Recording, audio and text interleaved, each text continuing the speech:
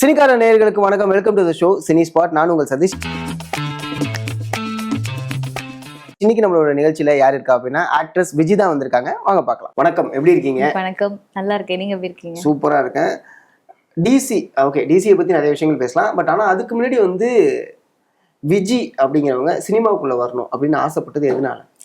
நான் சினிமால வந்தது பிளான்டு கிடையாது. பிகாஸ் நான் சென்னைக்கு வந்தது எதுக்காகனா விஜே பண்ணணும். ஏன்னா நான் அங்க லோக்கல் சேனல் எல்லாம் பண்ணிட்டு இருந்தேன். சோ ஆமா, அப்பெல்லாம் சிவகார்த்திகேயனையும் இந்த ரியோ இவங்க எல்லாம் பண்ணிட்டு இருந்த டைம் இல்லையா. சோ அதெல்லாம் பார்த்து இன்ஸ்பயர் ஆயிட்டு நம்மளும் பெரிய விஜய் ஆகணும் வந்தீங்க. 1 year இங்க டிப்ளமோ பண்ணேன் லைலாவில பண்ணிட்டு. சேனல்ல நான் ப்ரோக்ராம் ப்ரொடியூசராகவும் பிளஸ் இதாகவும் விஜயெல்லாம் வேலை பார்த்துட்டு இருந்தேன். ஆனா ஒரு டைம் பீரியட் போயிடுச்சு எனக்கு. ஆஃப்டர் கல்யாணத்துக்கு அப்புறம் பாப்பா, சோ ஒரு பெரிய பிரேக் ஆயிடுச்சு. அதுக்கப்புறம் ஒர்க் நான் போல. சோ அந்த டைம்ல ஒரு ஷார்ட் பிலிம் பண்ணலாம் அப்படின்னு கூப்பிட்டாங்க. நடிக்க எனக்கு நான் குட்டி குட்டியா பண்ணிருக்கேன். நம்ம அந்த ஸ்டூடெண்ட் ப்ராஜெக்ட்ஸ்ல எல்லாம் பண்ணிருக்கேன். பட் ஃபுல் ஃபிளெஜ்டா ஒரு ஷார்ட் பிலிம்ல லீடா ஒண்ணு பண்ணேன். சோ அதுக்கப்புறம் தான் சரி ஓகே நம்ம நடிக்கலாம் அப்படின்னு சொல்லிட்டு. அது ஒரு லாக்டவுனுக்கு அப்புறம் 2022 அந்த டைம்ல ஸ்டார்ட் ஆச்சு. முன்னாடி ஒரு கமிட் ஆயிருந்தேன் ஒரு ப்ராஜெக்ட், அது டிராப் ஆயிடுச்சு. ஒரு படம் ஒண்ணு கமிட் ஆனேன், டிராப் ஆயிடுச்சு. அதுக்கப்புறம் சரி ஷார்ட் பிலிம் வரவும் சரி ஓகே. அதுக்கப்புறம் ஒன்னா வர ஆரம்பிச்சிச்சு. அது வரைக்கும் நான் நடிக்கணும்னு நான் ட்ரையே பண்ணல. என்னோட அம்மா ஆர்டிஸ்ட் ஆக்சுவலி. ஆனா அம்மா நிறைய ஷூட் போயிட்டு இருப்பாங்க. பட் என்னென்ன படங்கள் பண்ணிருக்காங்கன்னு சொல்றேன். அம்மா மதையானை கூட்டம் படத்துல பண்ணிருந்தாங்க. அதுல கலையரசனோட அக்காவா ஒரு போர்ஷன் பண்ணிருந்தாங்க.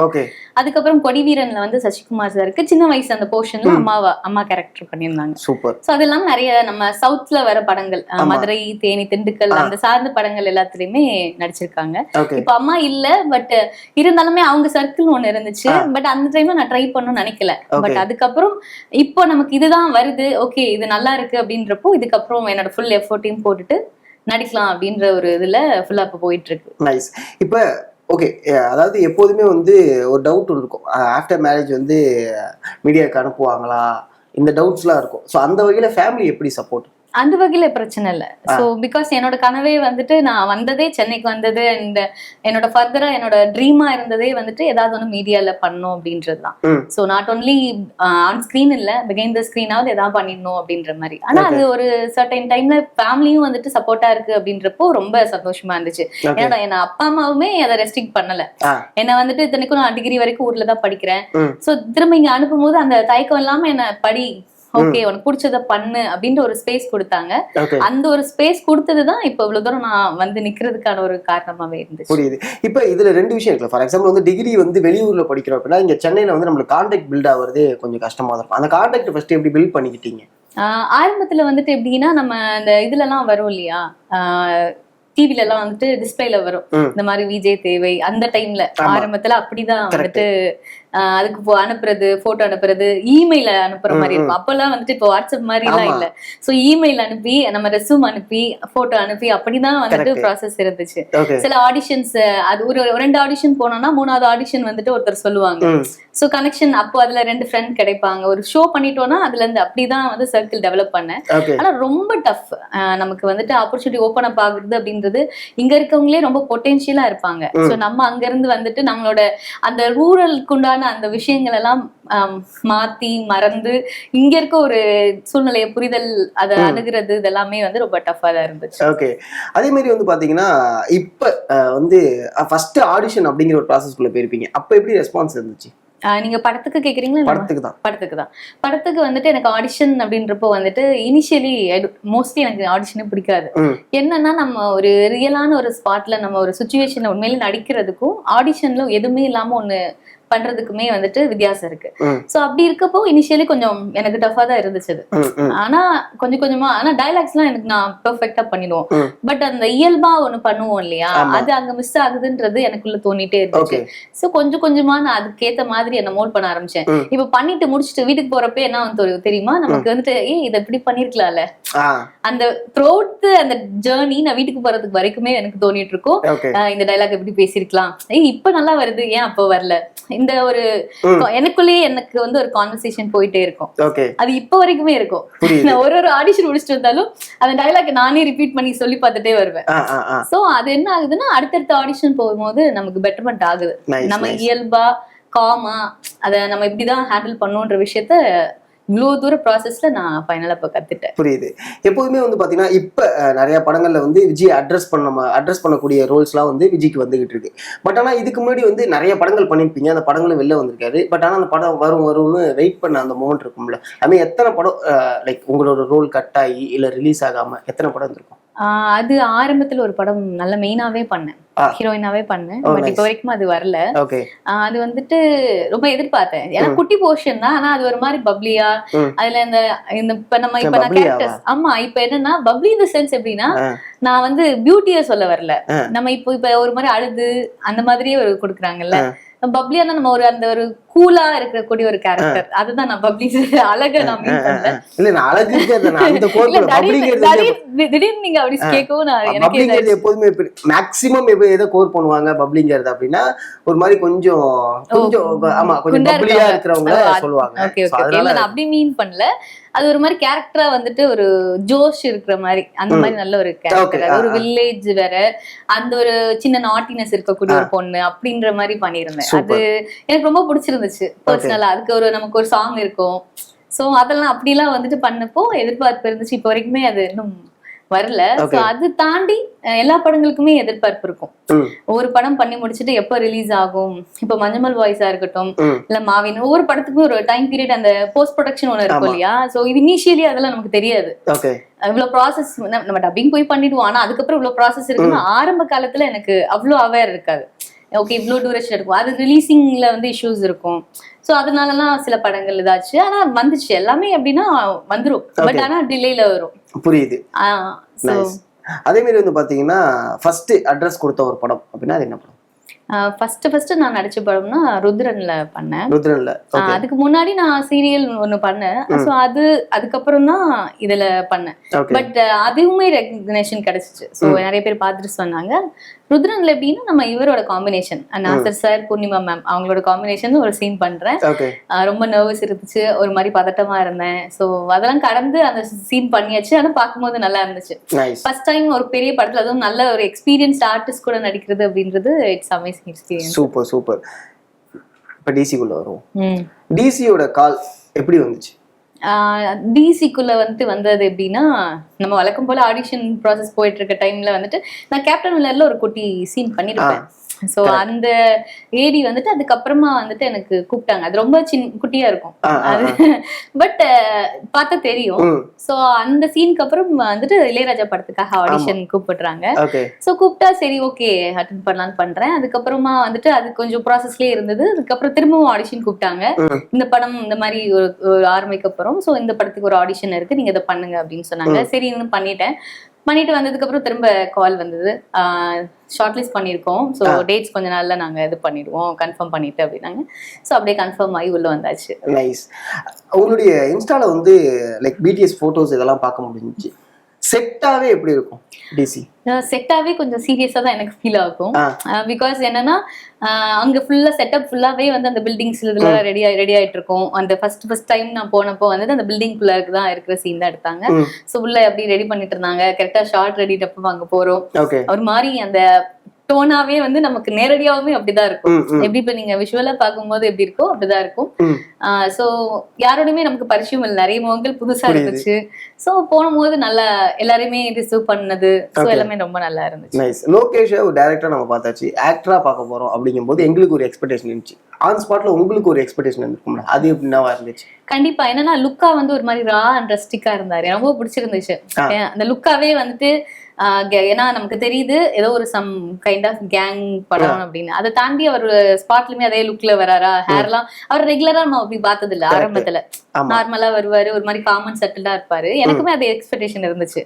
ஆனா பார்க்கும்போது வந்துட்டு அவர் அப்படி தெரியாது, ரொம்ப ஒரு மாதிரி அமைதியா தான் இருப்பாரு. சோ ரிசர்வ்டா ஒரு மாதிரி அவரோட ஒரு ஜோன்ல இருப்பாரு. எனக்கு அது அவர் கேரக்டர், ஆனா நம்ம பிஃபோரா அவர்கிட்ட பர்சனலா பழகுனது இல்ல, அதனால அவர் கேரக்டருக்காக மேபி இருக்கிறாரோ என்னவோ அப்படின்ற மாதிரி தான் எனக்கு தோணும். சோ நல்லா போச்சு அந்த போர்ஷன்ஸ் எல்லாமே. Nice nice. ஏன்னா நான் இப்ப ரீசெண்டா ஒரு டெம்ப்ளேட் ஒன்று பார்த்தேன். என்ன அப்படின்னா அகைன் அந்த லோகேஷ் அவர்களுடைய மீம்ஸ் டெம்ப்ளேட் ட்ரோல்ஸ் அதெல்லாம் வந்துட்டு ரீசெண்டா ஒன்று பார்த்தேன். என்னன்னா இன்ட்ரோல் பிளாக்கு வந்து ஒரு ஃபைட் சீக்வன்ஸ் நடக்கும். அது ட்ரெய்லர்ல வந்து நிறைய பேர் வந்து ட்ரோல் பண்ணாங்க, என்னடா லோகே நடந்து வராது, கொஞ்சம் காமெடியா இருக்கு, பிஜிஎம் மாத்தி போட்டா அப்படிலாம் இருக்கு. ஸோ இந்த மாதிரி நிறைய ட்ரோல்ஸ் பண்ணாங்க. ஆனா படத்துல பார்த்ததுக்கு அப்புறம் அந்த ட்ரோல்ஸ் எல்லாமே ஸ்டாப் ஆக ஆரம்பிச்சிச்சு. லோகேஷ் எலிவேஷன் வந்து ஸ்டார்ட் ஆக படத்துல எப்படி எலிவேஷன் ஸ்டார்ட் ஆனிச்சு, அதே மாதிரி சோசியல் மீடியாலுமே எலிவேஷன் ஸ்டார்ட் ஆக ஆரம்பிச்சிச்சு. நீங்க ஒரு நோட் படம் பார்க்கும்போது இதுக்கு முன்னாடி நிறைய மீம்ஸ் அப்கோர்ஸ் நீங்களுமே பார்த்திருப்பீங்க சோஷியல் மீடியா யூஸ் பண்றதுனால. அதை பார்க்கும்போது உங்களுக்கு பார்க்கும்போதே உங்களுக்கு தோணி இருக்கும்ல, அந்த மீம்ஸ் எல்லாம் வந்துட்டு இருக்க டைம்ல டிசி படம் ஆல்ரெடி முடிஞ்சிருச்சு.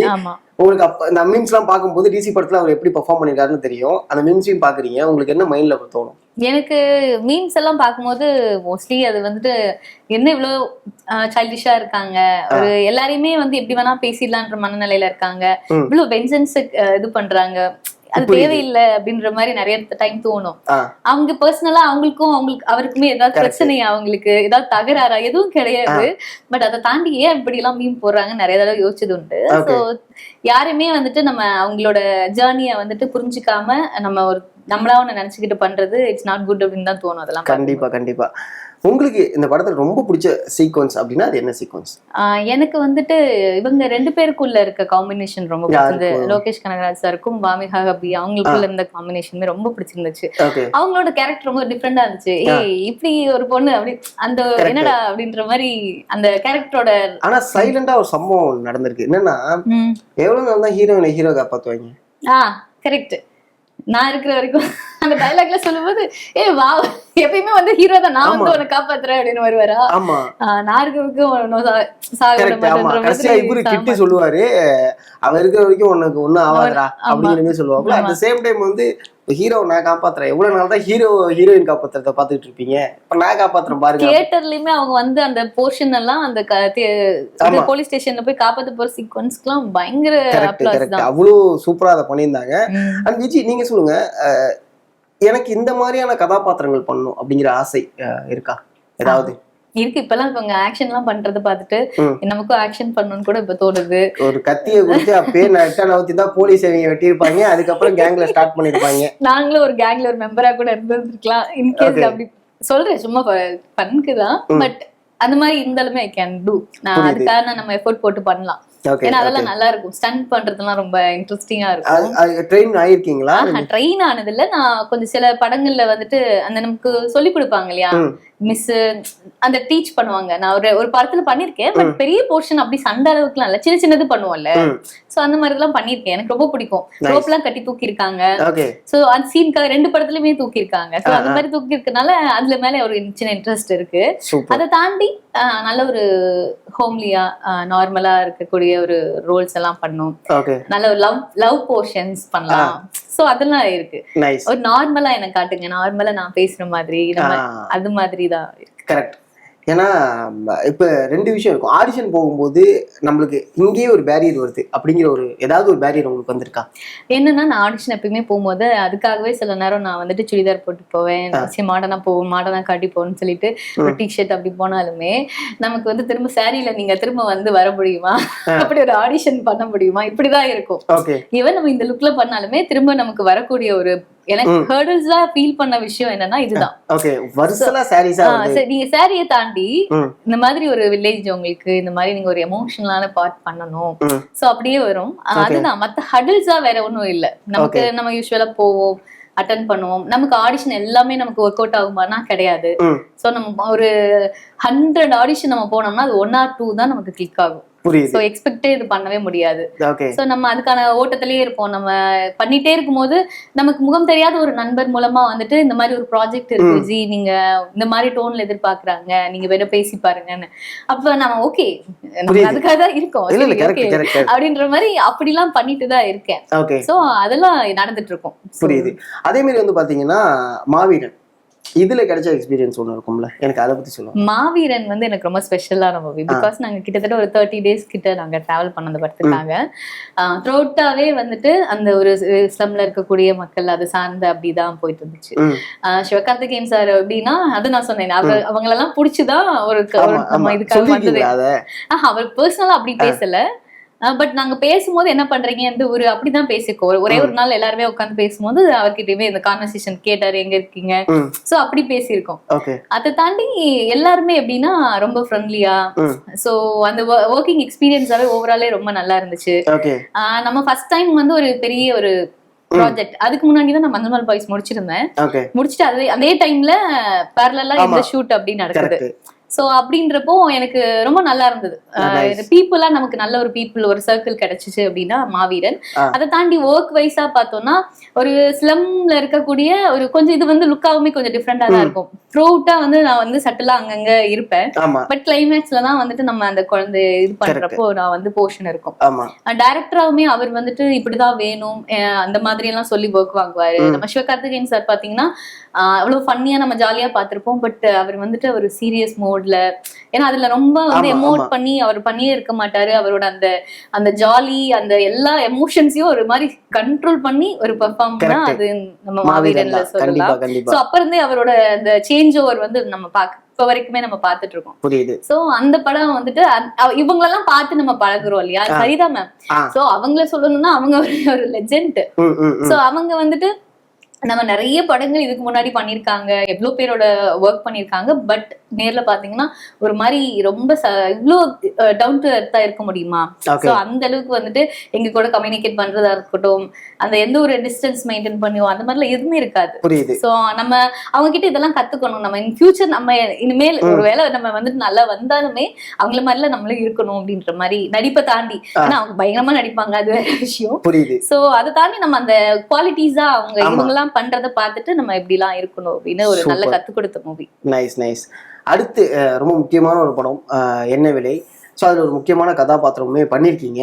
அந்த படத்துல உங்களை எந்த மாதிரி எதிர்பார்க்கலாம்? ஏன்னா இந்த ஜான்ரா நம்ம முழுக்க முழுக்க பார்த்தாச்சு, அதுல என்ன மாதிரி எதிர்பார்க்கலாம்? அது கம்ப்ளீட்டா ஒரு ஃபேமிலி, அதுல இருக்கக்கூடிய சந்தோஷம், அழுகை, பிரச்சனை, அதை தாண்டி குழந்தைங்க. ஸோ அவங்க எப்படி அந்த ஒரு ஃபேமிலியை வந்து கொண்டு போறாங்க. ஆனா இதுல வந்துட்டு ஒரு அவங்களுக்குள்ள எந்த பிரச்சனையும் இருக்காது. ஸோ பிரச்சனைன்றது அவுட் சோர்ஸா தான் இருக்குமே தவிர அதை தாண்டி அவங்க ஃபேமிலிக்காக எப்படி இருக்கிறாங்க அப்படின்றத ஒரு அந்த மாதிரியான ஒரு கேரக்டர் தான் இருக்கும். ஸோ எல்லாமே இருக்கும், எல்லா எமோஷன்ஸும் எல்லாத்துலயும் என்ன பார்க்க முடியும். அதாவது ஒரே ஒரு எமோஷன் மட்டும் தான் அப்படின்னு இருக்காது. சோ டோட்டலா ஒரு கம்ப்ளீட்ல ஒரு லைஃப்ல எப்படி நம்ம என்னென்ன எமோஷன் இருப்போமோ எல்லாமே இருக்கும். நைஸ். அந்த கால் எப்படி வந்துச்சு? ஏன்னா அதுல வந்து நீங்க கருணாஸ் அவர்களுக்கு ஒய்ஃபா பண்ணிருக்கீங்கல்ல, சோ அந்த கால் எப்படி வந்துச்சு? ஆக்சுவலா அது ரொம்ப எனக்கு ஸ்பெஷல். நான் இது வரைக்கும் அம்மா மூலமா எந்த ஒர்க்குமே நான் பண்ணதில்லை. அவங்கள சர்க்கிள் தெரியும், பார்த்தா அம்மா சொல்லி பேசுறவங்க எல்லாம் இருக்காங்க. ஃபர்ஸ்ட் டைம் எனக்கு அம்மாக்கு தெரிஞ்ச ஒருத்தர் மூலமா வந்த கால் இது. ஸோ மேனேஜர் அதுக்கப்புறம் கால் பண்ணாரு. கால் பண்ணிட்டு இந்த மாதிரி ஒரு ப்ராஜெக்ட் இருக்குன்னு சொல்லிட்டாங்க. ஒரு 2 months போச்சு. அதுக்கப்புறம் திரும்ப கூப்பிட்டாங்க. ஸோ ஆஃபீஸ்லாம் போயிட்டு பாக்குறேன். என்னை பார்த்துட்டு சரி கேரக்டரா கொஞ்சம் மெச்சூர்டு இல்லையா, 2 குழந்தைங்களுக்கு அம்மா அப்படின்றப்போ கொஞ்சம் யோசிச்சாங்க. அதுக்கப்புறம் சரி அப்புறம் டைம் 2 நாள் எடுத்துக்கிறோம் அப்படின்னு சொல்லிட்டு டிஸ்கஷன் போயிருக்கும் போல. 2 நாளுக்கு அப்புறம் திரும்ப கால் பண்ணி கன்ஃபார்ம் பண்ணியிருக்கோம் அப்படின்னு சொல்லிட்டு அதுக்கப்புறம் ஸ்கிரிப்ட் கொடுத்து ஃபர்தரா போச்சு அப்படியே. Nice nice. அதுவுமே அவார்டுக்கு போன படம். அதுவுமே அவார்டுக்கு போச்சு, ஸ்கிரிப்டுக்காக வின் பண்ணுச்சு அந்த போர்ஷன்ல வந்துட்டு. நைஸ். ஏன்னா 2 படம், இந்த படமும் அவார்டுக்கு போன படம் தான், சேம் அடுத்த படமும் அவார்டு படம் தான். மஞ்சுமல் பாய்ஸ் ஆல்சோ வந்து இது அவ்வளோ கிரிட்டிக்ஸ் வந்து கொண்டாடி தீத்தாச்சு. மாவீரனுமே வந்து பாத்தீங்கன்னா அந்த மாதிரி போன ஒரு படம் தான். வருஷலா இந்த சூசி தானா அமைதா இல்ல எப்படி? தானா அமைது. ஓகே. நான் எதிர்பார்த்து எதுவுமே பண்ணல. ஈவன் பிளாஸ்ட் இப்ப பண்ண, லீடர் பண்ண, சோ அதுவுமே அப்படிதான். எனக்கு அந்த கேரக்டர் எல்லாமே ஏதோ எனக்குன்னு வரும் இல்லையா, நம்ம சில கேரக்டர் தான் மிஸ் ஆயிருக்கும், சிலது பண்ண முடியாம போயிருக்கு. இல்ல அங்க ஏதாவது லாஸ்ட் மினிட் சேஞ்ச் எல்லாம் நிறைய கேரக்டர் மிஸ் பண்ணிருக்கேன். அது மலையாள படங்கள்லயே 2 படம் மிஸ் பண்ணிருக்கேன். பட் என்னன்னா அது ஏதோ ஒரு நல்லதுக்காக இருக்கும். எனக்கானது எனக்கு வந்துரும்ன்ற ஒரு ஹோப் மட்டும் எனக்கு இருக்கு. நான் வந்து ஜெயிக்கிற படத்துலதான் இருக்கணும் இல்ல, நம்ம நடிக்கிற எல்லா படமுமே நம்ம ஜெயிக்கணும்னு தான் நினைப்போம். ஏன்னா அது வந்து நம்மளோட என்ன சொல்றது லைஃபை தாண்டி நம்மளோட ஒரு பேஷன், நம்ம அதுக்காக தான் இருக்கோம் இல்லையா. So nice nice nice. அதே மாதிரி வந்து பாத்தீங்கன்னா ஃபேமிலி மேனேஜ் அப்படிங்கிறது எப்படி? கொஞ்சம் டஃப் தான். பிகாஸ் பாப்பா இருக்காங்க, ஸோ ஸ்கூலுக்கு விடணும், அதெல்லாம் இருக்கு. ஸோ வீட்டில் பார்த்துப்பாங்க. ஸோ இல்லாத டைம்ல நான் ஷூட்டுக்கு கூட்டு போக ஆரம்பிச்சேன். நான் ஃபர்ஸ்ட் நான் செம்பி பண்ணும்போது பாப்பாவுக்கு வந்துட்டு 4.5 தான் ஆயிட்டு இருக்கு. அப்போ லாக்டவுன் டைம், ஸ்கூல் எல்லாமே ஆன்லைன் கிளாஸ் போயிட்டு இருந்த டைம். நான் அப்ப இருந்து நான் ஃபர்ஸ்ட் ஒர்க் அந்த அவுட்டோர் ஒர்க் ஆரம்பிக்கும் போது நான் சொன்ன ஃபர்ஸ்ட் விஷயமே பாப்பா கூட தான் வருவா. ஸோ எனக்கு பாத்துக்கிறதுக்கு வேற யாரும் இல்ல அப்படின்னு தான் நான் உழைச்சு போக ஆரம்பிச்சது. சோ அந்த இடத்துல நான் யோசிச்சுட்டு இல்ல தாங்கிட்டு இருந்தேன்னா நான் போயிருக்க மாட்டேன். ஏன்னா அந்த மூவியோட எக்ஸ்பீரியன்ஸ் அது ஃபர்தரா நிறைய மூவிக்கு எனக்கு ஹெல்ப் பண்ணுச்சு. பிகாஸ் அது ஒரு அவுட்டோர்ல நம்ம வந்து ஒரு 20 days கிட்ட வந்து ஹேண்டில் பண்றோம் அப்படின்றது அது ஒரு விதமான எக்ஸ்பீரியன்ஸ். அதுவும் பிரபுசலமன் மாதிரி ஒரு நல்ல ஒரு பெரிய டைரக்டர் கிட்ட ஒர்க் பண்றது. சோ அந்த ஒரு விஷயம் நம்ம உடைச்சு சோ அதை தாண்டி இப்போ எங்க போனாலுமே ஒரு ப்ரீ பிளான் இருக்கும். பாப்பாக்கு இப்ப என்ன பிளான் வேணுமோ இப்ப 2-3 நாளா 1 வீக் அதுக்கேற்ற ஒரு பிளான் போடணும், ஷெட்யூல் போடணும். முடியாத பட்சத்துல கூட்டிட்டு தான் போயிட்டு என்ன பண்ண முடியும் நமக்கு. ஏன்னா இங்க இருக்கிறத விட நம்ம கூட இருந்தாங்க இன்னுமே எனக்கு கம்ஃபர்ட். நான் ஏன்னா இல்லைன்னா நான் ஃபுல் கம்யூனிகேட் பண்ணிட்டே இருக்கணும். போன் அவள்கிட்ட ஒரு போன் இருக்கும், அப்ப நம்ம மெசேஜ் பண்ணி பேசிட்டு இருக்கணும், படிக்கணும்னா படிக்க சொல்லணும், இப்படிதான் மேனேஜ் பண்ணிட்டு இருக்கோம்.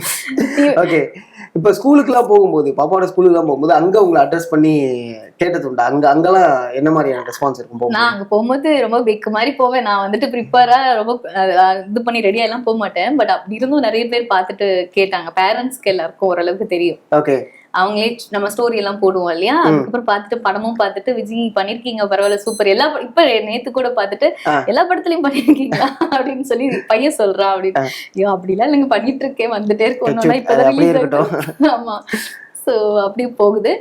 டீச்சர்ஸ்மே பார்த்து கேட்டிருக்காங்க. நான் ஆபீஸ்னு ஒரு வெப் சீரிஸ் பண்ணேன். சோ அதுல வந்து அவங்க ரெகனைஸ் பண்ணிட்டு எப்ப பார்ட் 2 வரும்னு கேட்டுட்டு இருந்தாங்க. ஆமா, ஆபீஸ் பார்ட் 2 எப்போ வரும்? இல்ல, அது ஆக்சுவலி டிராப் அந்த ப்ராஜெக்ட். இனிஷியேட் பண்ணாங்க, ஏதோ சம் ரீசன்ஸ்னால அது வந்து டிராப் ஆயிடுச்சு. புரியுது. உங்களுடைய ஃபேவரட் ஹீரோ அப்படின்னா அது யாரு? எனக்கு வந்து ரொம்ப நமக்கு ஒவ்வொரு காலகட்டத்திலயுமே ஒருத்தர் ரொம்ப பிடிக்கும். எனக்கு வந்து நம்ம ஸ்கூல் படிக்கும்போது பிரியாமணி, சோ பருத்தி வீரன் இந்த படம் எல்லாம் பார்த்துட்டு கார்த்தி சார் மேல ரொம்ப பெரிய இம்ப்ரெஷன் இருந்தது அந்த டைம்ல. அதுக்கப்புறம் விஷால் சார் சண்டைக்கோழி இந்த டைம்ல பார்த்தா நம்மளோட என்ன சொல்றது, அந்த டைம்ல நம்மளோட வைப்புக்கு பிடிச்ச ஒருத்தர் மாதிரி அப்படி ஒரு யதார்த்தமா இருப்பாங்க இல்லையா, சோ அந்த ஒரு ஜோன்ல இருந்துச்சு. அதுக்கப்புறமே கார்த்தி பயாலாம் வந்தது டைம்ல கார்த்தி அவர் ரொம்ப பிடிக்கும். இப்ப வந்துட்டு துல்கர் சல்மான் எனக்கு ரொம்ப பிடிக்கும். Nice nice nice. அவரோட அடுத்த படம் வேற வருது, ஐ அம் கேம். ஆமா ஆமா பார்த்தேன் நானுமே. Okay, super. அவருடைய ஆடிஷன் ஏதாவது வந்துச்சா? மூவி ஆடிஷன்ஸ் ஏதாவது? இல்ல, அவரோட ஆடிஷன்ஸ் எதுவும் வரல. Looking forward to it. வந்துச்சுனா டெஃபினட்டா ஐ அம் ரெடி. ஒரு நாளாலும் பரவாயில்ல பண்ணிடலாம் அப்படின்ற மாதிரி. சோ அவரோட ப்ரொடக்ஷன்ல தான் இந்த படம் வந்து கேரளால ரிலீஸ் ஆக போகுது. என்ன விலை வந்துட்டு. சோ அது அங்க டிஸ்ட்ரிபியூட் எப்படியோ அந்த மேனிஃபெஸ்டோ வந்து வொர்க் அவுட் ஆகுது. சோ வரும், ஹோப்ஃபுல்லி எல்லாமே நடக்கும்னு நம்புறேன். Super super. ரொம்ப நன்றி விஜய், உங்களுடைய நேரத்தை எங்களுக்கு கொடுத்ததுக்கு மிகப்பெரிய ஒரு நன்றி. நீங்க என்ன நோக்கத்தோட சினிமாக்குள்ள வந்தீங்களோ அந்த நோக்கம் வந்து மக்கள் மத்தியில போய் சேரணும் அப்படின்னு சொல்லிட்டு எங்களுடைய சேனல் சார்பா வாழ்த்துக்கள். நன்றி. Thank you so much. Thanks for the interview. Thank you. இன்னைக்கு நம்மளுடைய சினி ஸ்பாட்ல ஆக்ட்ரஸ் விஜய் கிட்ட நிறைய விஷயங்களை கேட்டு தெரிஞ்சிட்டோம். இதே மாதிரி இன்னொரு செலிபிரிட்டியோட உங்களை சந்திக்கும் வரை உங்களிடம் வந்து விடைபெறுவது நான் சதீஷ். நன்றி, வணக்கம்.